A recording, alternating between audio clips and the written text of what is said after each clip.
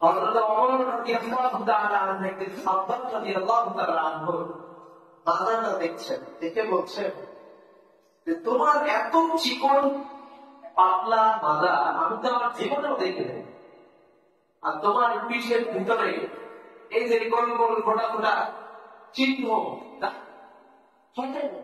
এগুলো কিসে?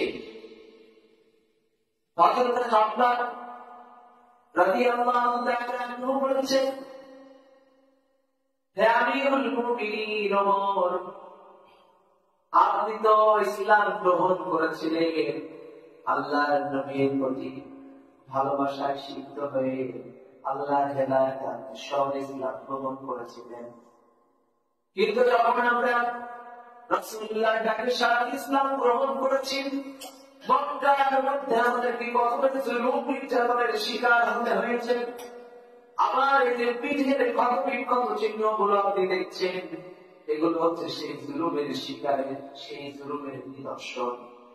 হযরত খাব্বাব বলতে শুরু করলেন, যখন আমি ইসলাম গ্রহণ করেছিলাম তখন আমাকে কাফেররা ধরে আমার মাজার মধ্যে রশি দিয়ে নাক বেঁধে ফেলতো, লোহার শিকড়কে উত্তপ্ত করে গরম করে আমার মাথাটাকে তারা বেঁধে ফেলতো, ফলে আমার মাথাটা চিকন হয়ে গিয়েছে।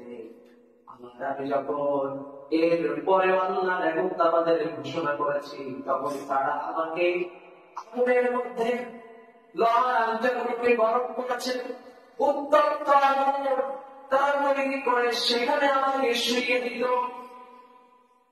এরপরে তারা বলতো, হে খাব্বাব, তুমি ইসলামটা ছেড়ে দাও, লাখ মানুষ থেকে মেনে নাও, তোমাকে ছেড়ে দেওয়া হবে। তারপরে খাব্বাব রাদিয়াল্লাহু তাআলা আনহু এতটা জুলুম নির্যাতনের শিকার হওয়ার পরেও একটা বাণী তিনি জারি রাখলেন, লা ইলাহা ইল্লাল্লাহ। যখন তিনি লা ইলাহা ইল্লাল্লাহ ঘোষণা দিলেন, কাফেররা হযরত খাব্বাবকে বিশাল বিপদ তৈরি করে সেখানে লোহার আঞ্জাগুলোকে আগুনের মধ্যে পুড়িয়ে লাল টুকটুকে হয়ে গেল।